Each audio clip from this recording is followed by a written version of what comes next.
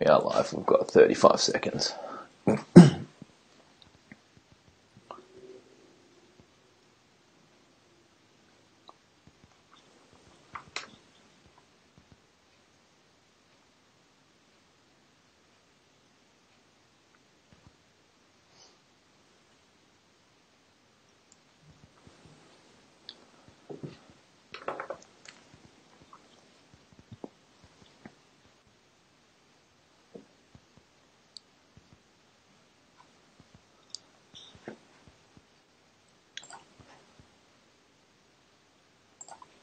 Alrighty, let's do this. G'day guys, welcome once again to The Tripod. My name's Alex and this is Jacob, and together we'll be breaking down the round 3 action in the NRL from a punting perspective. Really good weekend this week, going 16-7 on our best bets and cashing a multi at $6.72. So certainly well in profit, and you would have seen on the graphic there already.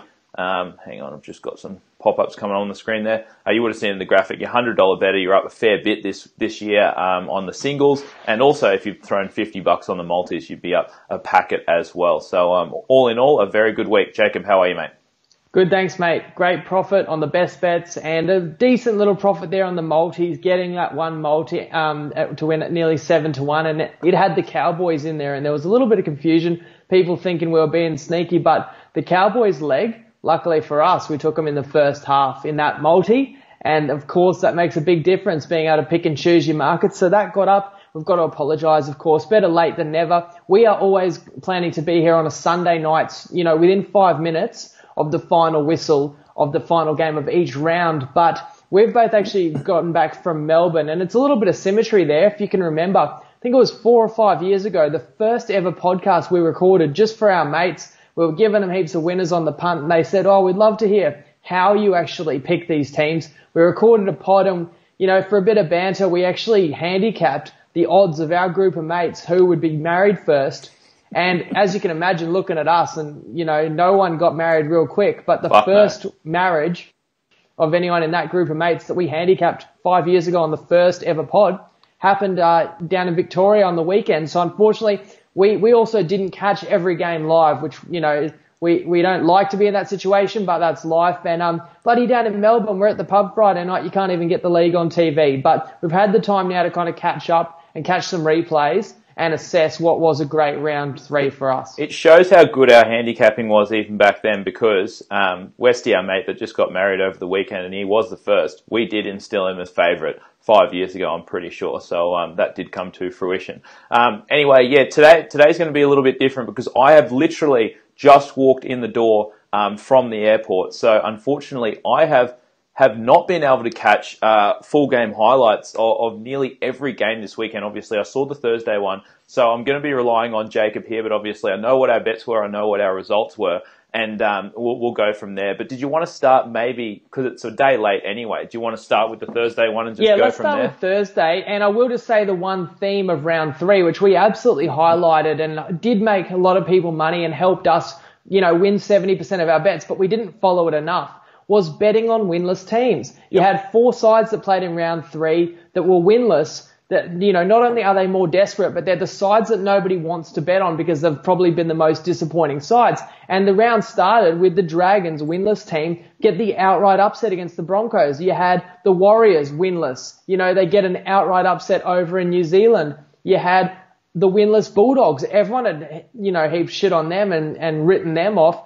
And they get the outright upset against an undefeated Tigers team. And then the only other undefeated side or winless side was the Titans. And while they didn't get the win, that was quite an even matchup. It allowed us to win 4 of our 5 best bets, 4 tries each, far from a blitzing that people were expecting. So if you had just blindly bet on the winless teams, you were cleaned up. And we were on 3 of those 4, and one game we paid the price. We went against a winless team. We had our reasons. But anyway, let's get back to that Thursday game, as you said. Yeah, let's get back to the Thursday game. And yes, James Graham, a comment flowing through, and I think Jacob just misspoke, but he was saying obviously Manly was the winless team there over in New Zealand. But yeah, you're right. I mean, if I was going to add as well, not only just winless, but if you just bet on the ugly teams every single week, the team that no one wants to fucking bet on.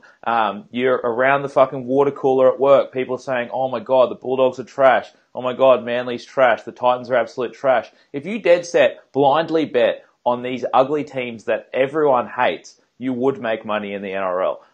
So first off, yeah, obviously the Thursday game, we got the Dragons beating the Broncos 25-24 in what was actually a really, really entertaining game. We had 2 plays on the game. And won both of them. We probably should have had more. I mean, like you kind of said, we got a little bit scared off, ourselves even, and we're always betting on fucking shitty, ugly teams, but we probably should have pulled the trigger a little bit more. We wanted that line to leak up a little bit further, and we probably would have taken a few more plays, but really, really good performance by the Dragons. We just kind of got scared off a little bit. We know Suncorp Stadium is a very strong home field, but when we could get the +10 on the Dragons in a desperation spot, and you mentioned it, an 0-2 team, even playing, away at Suncorp, those 0-2 teams, especially in a short season like the NRL, they do step up, because if you fall in an 0-3 hole, your season is basically done. So, once again, taking an ugly team, and we did well on that one. Yeah, and it was a cracking game, and why do, winless teams, why can they be so competitive against other sides? Because it's the NRL, it's the best competition in the world, and, there's very few matches, especially early in the season, where one side has no chance. And people need to understand that teams do not play their best footy 25 weeks in a row. And look at the Broncos, they've had a yo-yo start to the season. Sorry, my screen's flipped there, but let me know if I'm still coming through. You're fine. And the Broncos would definitely be disappointed, but as much as we're very happy to cash our best bets in that one, it was a close game that could have gone either way. To me, my mind goes to that moment about 15 minutes to go when the Broncos had pulled level. I think it was about 18 all, and the Broncos got a repeat set, and off the scrum, Darius Boyd puts Zarko through under the sticks and he drops it cold. Yep. And the next time the Broncos touched the ball, they were down 24-18 because the Dragons took it up the other end on the back of a penalty and they hit the front. So, I mean, had Brisbane gotten all the way through and got their noses in front at that point, they could have won. Geez, the Dragons needed that, and a huge lift for them to get the win, confidence boost. But of course, they lost Widdop too. So, which is massive. Of course that hurts. He's probably their best player. But the funny thing is, we've been talking about how they've got too many starting spine players. So that actually removes that headache. They actually are quite well equipped to cover for him because Corey Norman was good and got a confidence boost, and Ben Hunt, got to give him credit as well. Not to mention McInnes, the forgotten man who was, a leading candidate to play Origin last year. Great game as well. So their big position players did step up and got them a much needed win. Yeah, absolutely. And then moving on to the early Friday game, we had the Raiders beating the Knights 17-10. We had 4 plays on that one. It was one of those ones that we were a bit more confident in, and we cashed all 4 of those best bets. Now, as you said, I didn't catch much of this game as we were at the pub. I did catch bits and pieces, but I guess my reasoning behind this one was I just thought that the Raiders were a slightly better team. They do have a strong home field advantage, and the Knights just perform a lot better at home than away, and this was going to be their first away game. But Jacob, you've watched, obviously, the full highlights or the full game or whatever you've caught. What did you get out of that one? Well, some news as well that's come out today that the Ponga experiment is now over. And we said on Wednesday night, what, especially once Watson wasn't going to play, put Ponga back to fullback where he terrorised the competition in 2018. But they changed it halfway through They the game. did. They threw him in with 20 minutes to go when they were trying to chase points. It was too late. The Raiders, very clinical at home. I think that maybe people didn't realise how good the Raiders are because the Storm didn't allow them to play too well in round 2. But they're actually a solid roster, and I've got to say this, John Bateman could be one of the buys of the season. I mean, we spoke about Fergo, but he's got to be right up there. He's bringing a winning mentality, and every touch he has is quality and lifting that team. And they're very solid defensively, as they have been, really, apart from letting in a blitz of Vunivalu tries first half to Storm. They've been fundamentally solid defensively all season, and the attack, they have some playmakers there. So the Raiders are, definitely going to be a threat on the 8, and we were happy. I think we had 4 plays and cashed all 4. Yep, won all 4 of them. So it was a 6-0 start to the round, and then we had our first loss with the Roosters beating the Eels 32-18. We just had the one play, Eels plus 6.5, and that one unfortunately lost. Now, I didn't catch the whole game, but I did catch the second half, and I thought it was a really high quality game. I thought that the Eels were playing very well, and to be honest, maybe got a little bit unlucky not to cover that one. I mean, they were up 4 relatively late in the second half, And then the Roosters juggernaut just came down and scored three late tries. And the Roosters kind of showed their class there. And the funny thing was, I mean, we weren't even going to play the Eels when we were doing the pod initially. And then obviously the Cronk news comes out and we jump on the 6.5 and that was pretty much gone. But then the line leaked up to back to 6.5. But I thought the Eels played very well. I just thought that they ran into a buzzsaw, in the Roosters late in that second half and there was just nothing they could do about it. Yeah, I don't feel bad about being on the Eels in that one. It was a very good competitive match. And yeah, the Roosters scored the final 18 points, but the try that they scored to take the lead with about 15 to go was pretty fluky. I think it was the bomb in the air. Tupou throws it back. Orbison, does catch it, but then kind of throws it down at the line, doesn't even get up confident at all. And yes. Given to the video ref as a no try. And look, the replay kind of showed no separation. The Roosters catch a big break there and it kind of broke the hearts of the Eels. And then it was Teddy that just did the rest. And you can't forget that when you bet against a team that has a guy like Teddy, it's no surprise to us. We love the guy and we know how unstoppable and freakish he is. That he can take a game away from you. And he just threatens the defense. He set up the next try and he scored, the dagger as well. And I think he scored earlier in the game too. But another guy who scored a couple tries, got a bit of meat on the wing. Is he the new semi? I think it's Siva, another Fijian. He scored twice where they didn't have an overlap, just pure power. And I love watching these phenomenal athletes come into the game. Something I love about rugby league is there's a place for everyone. You got your Cameron Smiths or, your little fellas that don't look too athletic. And then you got your blokes like Taumalolo and Pangai Jr., monster wrecking balls. And then everyone in between can bring something to the game. And, a guy like Luke Keary is dominating the game right now. He's not a great deal to look at, pretty little guy. And then you got guys who are just genetic freaks that can dominate just with power. And that's what we love to see, some great athletes in their prime, showing their stuff. And that's a big boost for the Eels. So they shouldn't be too worried, even though they fell away in the final 10.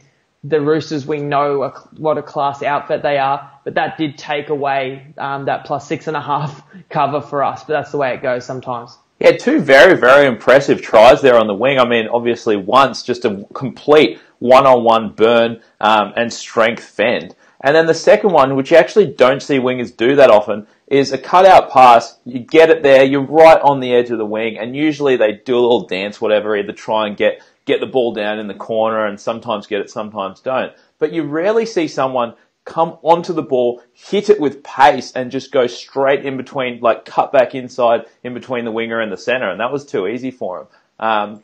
Next up, and this is one that we had a losing game on, was obviously the Sea Eagles beating the Warriors 46-12. We had 3 plays on that one, all on the Warriors and on some underplays as well, and obviously they all lost, as you can see by the final scoreline. But yeah, we probably, we fell into the trap of kind of, underrating Manly, getting that boost from Turbo being back and being in an 0-2 hole, being absolutely desperate. But we kind of knew that they would be. But we also said that the Warriors should turn up here off an absolute shellacking last week. And they obviously didn't. I mean, I haven't seen the game, but to play in front of your passionate fans in Christchurch and to what seems like lay an absolute egg. I understand that Manly is an absolutely desperate side at 0-2, but you would think, the Warriors playing in Christchurch, they're still only 1-1, kind of playing at home in front of a fired up crowd, that they would have put in a better effort than that. But what did you see, Jacob? Yeah, we fell into a trap there because we knew that this would be a big spot for Manly. I guess we couldn't be 100% sure that Turbo would be, sweet straight out of the blocks or whether it was an act of desperation, but we know how good he is. And I really, had he not got the hammy injury pre-season, I was ready to say this guy could end up, taking the competition by storm. And I mean being as good as any player in the comp. I just think he's just a true natural talented footy player. And on a team that doesn't have a lot, he is so vital, and you only need to see the highlights to see him just running riot over the Warriors. But, we thought it was such a huge spot for the Warriors. You mentioned being in Christchurch, the emotional kind of, we thought lift that they would have, and the fact that they were off such a disappointing blowout loss the week before. It was a good spot to take the Warriors. But if we'd been disciplined, it is a game I look back and I say, we just shouldn't have bet against a winless team because we talk about that trend every year. And you don't have to bet on them blindly. You don't have to take any trend blindly. But if we'd stayed off it, we would have saved ourselves 3 losers. So that's unfortunate. But Cherry Evans, big game as well. So Manly have finally got their season back on track. And the Warriors have got to be a bit worried now, only win being at home against the Dogs. And it's funny, like they did score the opening try, and actually they didn't completely no-show. It was relatively even for the first probably 25, 30 minutes of the game, but they did let in some soft tries that, good teams just don't let in. Even the Warriors last year defensively improved. They seem to have taken a step back, so it's very worrying for the Warriors. Yeah, and I see a couple of comments flow through, and what we probably didn't account for, Jacob, someone saying that the Warriors have no soul. Next up, the Cowboys. Somehow I've skipped putting the score on there. But I'm trying to remember what even the score was. It was like 38 it was 42-16. There we go. 42-16 to the Sharks. Somehow I haven't got that written up there. We had 4 plays on the game, and we're lucky enough to go 2-2 actually, because we cashed the first 2 first half bets with the Cowboys, but then they must have fallen to pieces, and I haven't caught the game yet either. But I was kind of following the score, and I saw obviously Cowboys up 16-10 in what was meant to be absolutely torrential weather, meant to be thunderstorms all through the weekend in Townsville. And I haven't seen the game, so I don't even know what happened. But to be up 16-10 in wet weather, you kind of 10-6 they're up. Oh, 10-6, sorry. To be up 10-6 in wet weather and then just get like 5 tries put on you in the space of 20 minutes seems absolutely ridiculous to me, especially at home. But what happened there, Jacob? I mean, was it even raining or what happened in the second half? Well, I will say, even in the first half, because I did watch the replay, the Cowboys probably didn't deserve to go in with a lead, and they got a lucky kind of fumble by Fecky that allowed them to score a try with about 3 minutes left in that half. And, we do definitely cry when we're unlucky for best bets and a late try is scored or something happens late in a game that was meaningless but cost us money. This is a game where we had 4 tips. We liked the Cowboys and we liked unders, and we are very lucky to get out of this thing at 2-2 because, as I said, the Sharks had more of it in the first half and the Cowboys probably misleadingly got in 10-6. And then in the second half, it really was just a blitz by the Sharks. They scored, I think, 2 of the 3 tries they scored, and they scored 1 try basically every 4 minutes in a 20-minute period. Where on fifth tackle, I think 2 of them off kicks, one of them a Cowboys error that got returned 90 metres. And after that, the Sharks had scored 3 tries in a row, 18 straight points. The Cowboys dropped their heads and were basically just shell-shocked, allowed the Sharks to run a couple more in. And they've got players who, when the chips are down or when they've got momentum or when their tails are up, they can dominate a game. Guys like Moylan, obviously, right. Sean Johnson, Fafita, when they're going downhill, they're very hard to stop, and it just got out of control. But it does kind of highlight some issues or concerns that I had, is that people might need to stop saying that this Cowboys team has a great forward pack. I think it was when they had Taumalolo as the linchpin and others can play off him. You take him out, and I just look and wonder who's stepping up. Are you now relying on your Gavin Coopers or Matt Scotts? These guys are a bit over the hill, and it's a lot of pressure on Maguire and an up-and-coming Cohen Hess. Asiata's a good player too, but they did get trampled. Someone mentioned that the Cowboys looked a bit tired second half. Now I know we kind of mentioned this when they played when they played the Broncos at Suncorp Stadium, and they looked good for the first half, and then second half it was just they looked gassed. The defense was kind of bunched and allowed the Broncos to score a bunch of tries down on the wing. Did you notice that in this one also? Well, I think it was a bit more weight of possession to the Sharks in the first half, and then when they just, as I said, when they ran those 3 different tries, and there was an element of luck when you score fifth tackle and you score for a kick, like one of them, Tamari Martin misjudging a grubber in the in-goal, getting his pants pulled down, and they did just drop, and the Sharks are a momentum side and a confidence side and ran over them. But it makes me concerned. I'm really going to be kind of looking closely at the matchup next time I want to bet on the Cowboys. Fair enough. Moving on to the next one, and to a team that's won us 3 out of 3 weeks. It is the Melbourne Storm beating the Panthers 32 2. Absolute drubbing, it seems. And we kind of mentioned this in previous weeks that, what has been a huge moneymaker for us in recent years is just playing Storm opponents under their team total. And, obviously, even with a very low total, I saw that this one closed at around 35.5, 36 points.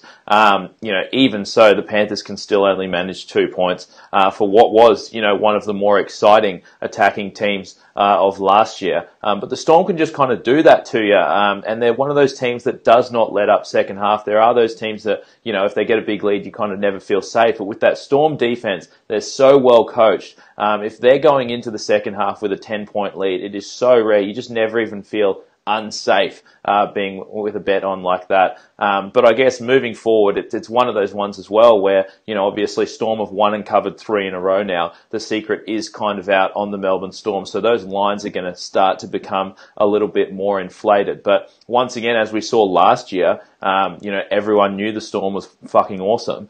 Yet they still covered lines at a very, very impressive clip. What did you see in this one, Jacob?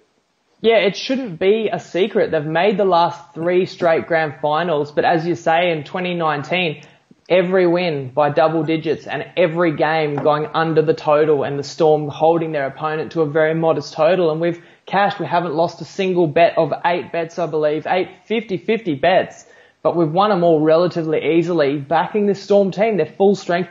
They're clinical, and I won't take a lot away from the Panthers in this one. You know what? They were sloppy, and they had, what I saw, so many early in the tackle count errors, including, I think, 2 different errors by Dylan Edwards, literally, bringing a kickback or trying to field a kick that he dropped into the lap of the Storm that led directly to try. So yeah, right. That's going to kill you. You can't give up, tries like that. But to your point, it's not just that the Storm are good at protecting a 10-point lead. It's literally they can be up like they were 32-2 or 28-2. And there's a pride about this side and a discipline that they're not going to have a lapse and let in an easy try because Bellamy will tear shreds off them, and because there's competition for spots and you don't let in soft tries. And if you build that mentality that anytime we let in a try, we're really disappointed about it, and, multiple players have made a mistake for that to happen, you're not going to let in many soft tries. And that's the hallmark of this side. But, in attack, they've got playmakers and Munster. Well, not only is he a playmaker, and he's such a threat when he runs the ball. A couple of the tries, might not have directly thrown the last pass, but he sucks the defence towards him and then throws a nice, wide, long ball out to his centres. And the outside backs have a little bit more space because of kind of the gravity around Munster. Not only that, he's a thief in the night. He had 3 different one-on-one strips as well. So this is what I'm talking about. The Panthers can't be turning over possession against a good team. They paid the iron price, but as we said before, they're a bit like Brisbane. They've got key players to come back and they've got improvement in them for sure. I know there's going to be pressure on, both Clearys on big money there and 2 losses now, but they don't need to panic just yet. 3 one-on-one strips is fucking ridiculous. Not only one of them was bullshit. The tackle was clearly complete and he just ripped it out, but when you're a class player, sometimes you get away with some extra shit. That's true.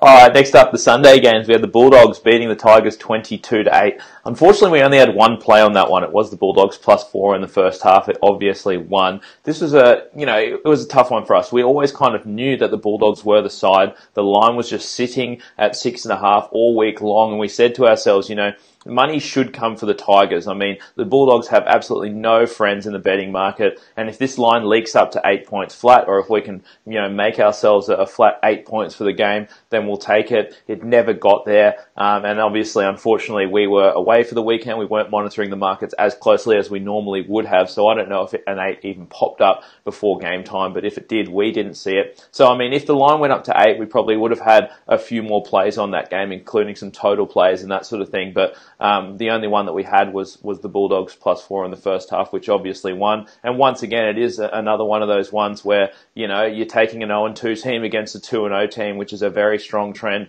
especially in sports where you have a short season where if you, obviously fall into an 0-3 hole, it hurts a lot. Yeah, well, when you can't get +8, getting +4 in the first half is as good, if not better anyway. So we took the +4 with the Dogs, and we say this, that you have to hold your nose and take that ugly team sometimes. And the reason, we have no fear. We say we'll bet on any team and we'll bet against any team. And you saw that. We're on all these sides like the Dogs this weekend, and we go against the Roosters although that didn't pay off. But we'll bet against anyone. It's all about what the number is.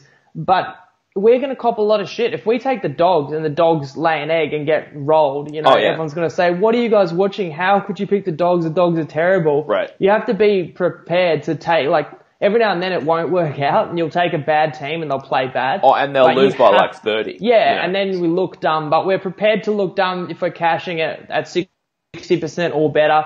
This season, actually, we're at 67% after 3 rounds, and that's after having a bad round 2. So we're happy with that. And the Dogs made the changes that we were calling for. This Nick Meaney, he flipped the game, actually. It was, once again, a tight game. It wasn't like they just blitzed the Tigers. I think there was no try in the first, 25 minutes. And it was the Tigers threatening, and they dropped the ball about 3 meters out. And the Dogs turned it into a 95-meter try on the back of a massive run, and making some moves by Nick Meaney. He's potentially a star in the making. Why he couldn't get in the team the first 2 weeks, I'm not sure. Hopewadi is better in the centres. They brought Reece Martin in, so they actually look like a competitive footy team now, which is what they need.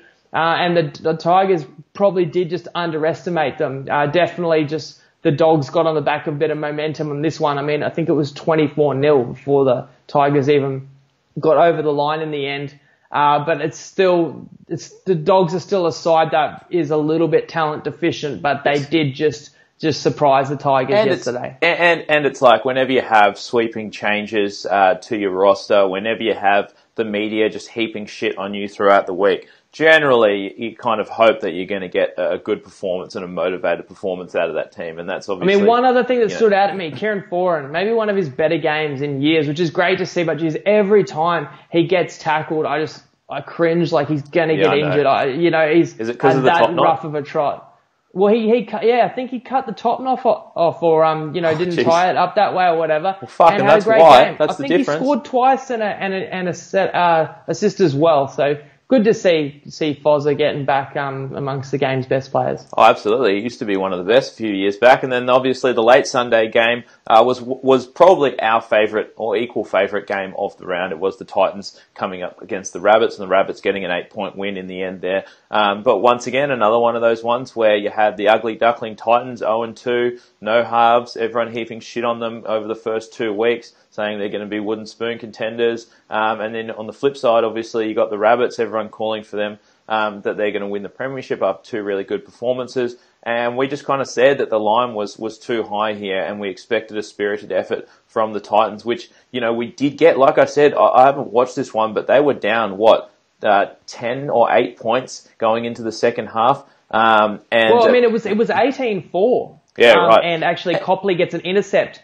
and is able to pull the score back within 10. Yeah. Yeah, right. And see, at that point, you're kind of thinking, oh shit, the Rabbits might run away with this one. But it seems like the Titans came back with a wet sail and got pretty close to actually getting the outright win there. Well, I tell you, that intercept try just before halftime gave them the belief that the game wasn't over, because they were a bit unlucky in the first half. They muffed some chances, and the Rabbitohs were a bit more clinical to build that 18-4 lead. It doesn't help when bloody Reynolds is, kicking sideline conversions. Every single one's gone in off the post, while Gordon can't even kick it from nearly in front. So, the Rabbitohs scoring in 6s while the Titans are scoring in 4s. And in the end, it was 4 tries each, but they lost the game by 8 points, basically the boot of Adam Reynolds.